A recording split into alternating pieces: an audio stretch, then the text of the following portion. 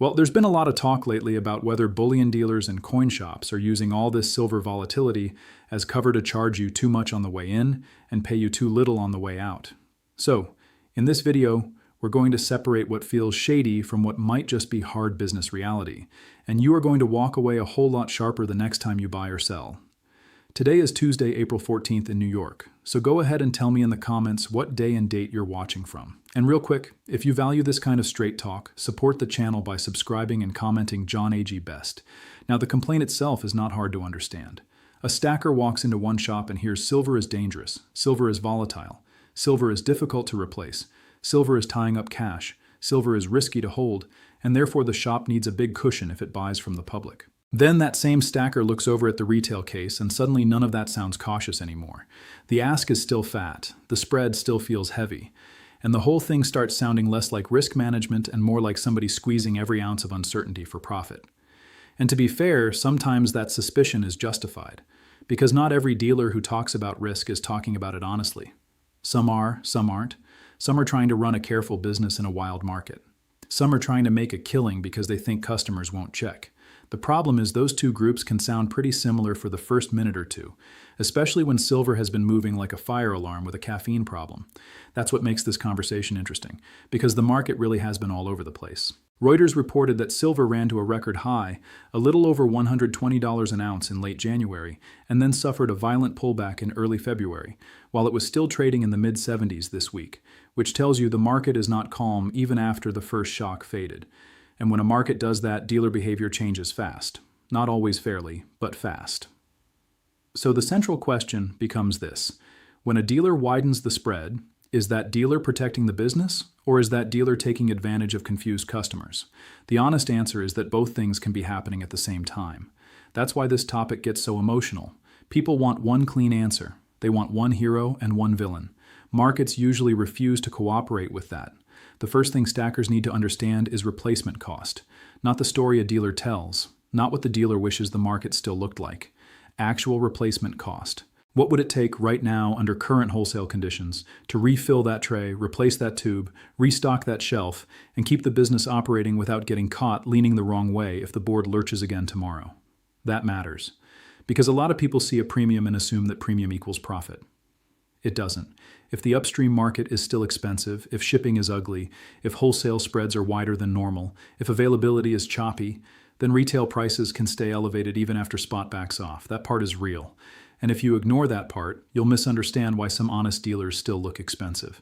But here's where the skepticism comes in. Some dealers do not price off current replacement cost. They price off old pain. They price off what they paid near the highs. They price off what they wish they could recover. And when somebody does that, the customer is no longer paying a market price. The customer is paying for somebody else's bad timing. That's where you start seeing prices that feel disconnected from reality. Not cautious, disconnected. And that's not your problem. If a dealer bought heavy near the top and now wants the next buyer to erase that mistake, the customer is under no obligation to play rescuer. You are there to get fair value, not to fund inventory therapy. This is why shopping around matters so much in a volatile market. In a sleepy market, one shop might be a little better than another. In a market like this, one shop can be reasonable and another can be absurd. And the gap between those two quotes can be big enough to matter. Same city, same afternoon, same show, same kind of product, totally different ask. One table is acting like silver is still in panic mode. The next table is actually trying to move inventory. That contrast tells you something. It tells you not to assume the first quote you hear is the market. It might just be that shop's mood, and this is exactly why coin shows can be so useful. They compress the whole pricing argument into one room. Instead of driving all over town or calling across county lines, you can walk aisle by aisle and watch the market reveal itself in real time. Who is flexible? Who is stale? Who is nervous? Who is greedy? Who has not updated tags? Who actually wants turnover? Who is married to old costs? Who is trying to build repeat business? And who is trying to harvest a stranger one time and never see them again? Shows expose all of that. They also expose how often buyers hurt themselves by buying too quickly. You know that feeling. You make the purchase, you feel good for about 7 minutes, then you see the same kind of silver at the next table for less and suddenly your stomach drops. That is not a silver problem. That is a process problem. The cure is simple, even if people hate hearing it. Walk first, buy later, compare first, commit later. Let the market speak before your wallet does. Now let's flip to the sell side because this is where the anger really shows up. A lot of stackers say, hold on, if dealers want healthy premiums when they sell, why do they suddenly become professional worriers when I'm the one selling? Why am I hearing all the scary words now? Why am I hearing about volatility, downside protection, inventory pressure, cash constraints, and uncertain replacement cycles only when I walk in with metal? That's a fair question. And the dealer answer, at least the honest one, usually comes down to this. When the public sells to a shop, the shop is buying on someone else's timetable, not its own. The inventory coming through the door may not be needed. The size may be awkward. The product mix may be annoying. The cash hit may be poorly timed. And in a violent market, taking in a lot of silver fast can turn a healthy shop into an inventory-heavy, cash-light shop before the day is over. That is not theoretical. It is exactly the kind of thing that makes dealers defensive. And the broader market backdrop backs up the idea that this environment is still tense. The Silver Institute said in February that silver is expected to remain in a physical market deficit for a 6th straight year in 2026, with pressure still coming from tight physical supply, geopolitical uncertainty, and strong investment demand. The same outlook projected a notable rebound in physical investment this year, and said price volatility is likely to remain a feature for the foreseeable future. So yes, the market still has stress in it, but that does not automatically justify every ugly bid.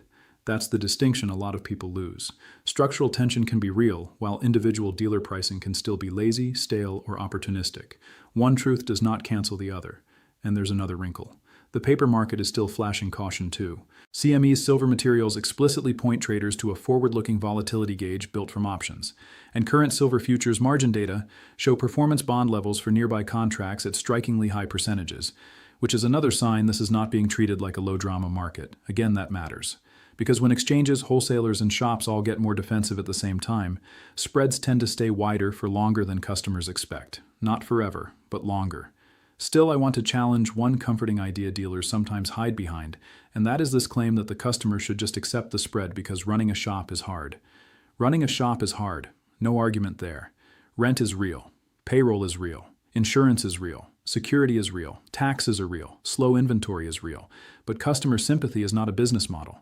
The public does not owe any shop a bad price just because the shop has overhead. That's the hard truth. Customers should do what is best for themselves. If you can sell privately at a stronger number, and you have the time, the patience, and the comfort level to do it, then you should consider that. If you want immediate liquidity, simplicity, and zero hassle, then yes, you may accept less to use the shop. Convenience has value. Speed has value. Certainty has value. But the key is understanding what you are paying for instead of pretending the lower offer is automatically fair just because it came from a storefront. That's where mature stackers separate themselves from emotional stackers. They stop treating every dealer like a villain. They also stop treating every dealer like a priest. They compare, they ask another shop, then another one. There's also a psychological trap here that hurts both buyers and sellers, and that trap is anchoring. Buyers anchor to the highest recent print and start thinking every premium is acceptable because the market was way higher not long ago. Sellers anchor to the same high and feel insulted by any bid that doesn't reflect that old excitement. Dealers can get trapped there too. They remember what customers were willing to pay during the frenzy, and they remember how fast inventory used to move when fear was hot. So they keep talking and pricing as if that emotional temperature never cooled. But markets cool faster than memories do. That's why you'll sometimes hear a quote that sounds like it came from last month's panic instead of today's reality. And one more thing that supports the dealer caution side, at least partly, is that silver's demand story is still broad enough to keep people on edge. The Silver Institute's outlook said physical investment is expected to rise sharply this year, while the market remains dependent on drawing from above-ground inventories, because the overall balance is still projected to stay in deficit. It also said areas tied to data centers, artificial intelligence, and autos are still supportive for silver use even as solar-related demand softens. In other words, there is still a real long-term thesis underneath all this noise, which helps explain why neither dealers nor stackers feel relaxed for very long. But a good thesis can become a bad excuse if it's abused. That is why I keep coming back to behavior. Watch behavior more than speeches. Does the dealer explain the quote clearly? Does the number improve when you ask a reasonable question? Does the dealer seem aware of nearby competition? Does the spread look defensive, or does it look padded for sport? Those things matter. A fair dealer in a hard market will usually sound measured. An unfair dealer usually sounds rehearsed. One is trying to manage risk. The other is trying to manage you. That difference is subtle at first. Then it becomes obvious once you've seen enough tables. And remember, a really good price from a really good dealer often sounds almost boring. No drama, no pressure, no grand speech, just a clean number and a calm explanation. In this market, boring can be beautiful sometimes. They look at the product, they look at the market, they look at the spread, they decide whether the convenience is worth the haircut. That is how you protect yourself. And for buyers, the same rule applies in reverse. A high ask is not always a scam, but neither is it always justified. It might reflect real wholesale pressure. It might reflect stale inventory. It might reflect a dealer who refuses to mark down. It might reflect a dealer trying to see who bites. Your job is not to guess emotionally. Your job is to test the market with your feet. Walk, look, compare, then buy. And there are signs that the premium environment is still elevated even outside local shops. The United States Mint's current product page for the 2026 1-ounce silver-proof Eagle lists the coin at $173, which is a reminder that official silver products are still being offered at very rich levels relative to metal value. That doesn't prove every retail premium is reasonable, but it does prove elevated pricing is not limited to one nervous dealer behind one counter. So when people ask me whether dealers are using volatility as an excuse, my answer is yes, some absolutely are. But my answer is also that volatility is not imaginary. This market has earned some caution. The mistake is assuming caution and exploitation are the same thing every time. They aren't. That's why the best response is not blind trust. And it's not blind outrage either. It's process, it's patience. It's understanding that fair value and convenient value are not always the same thing. It's knowing that the first quote is just one quote. It's knowing that replacement cost matters, but so does dealer discipline. It's knowing that some shops protect the downside because they have to, and some shops talk about downside because it sounds better than admitting they're pushing too hard. And if you learn how to spot that difference, you become much harder to squeeze. One more thing, and I mean this, if you're successful, share your success story in the comments so others can stay motivated.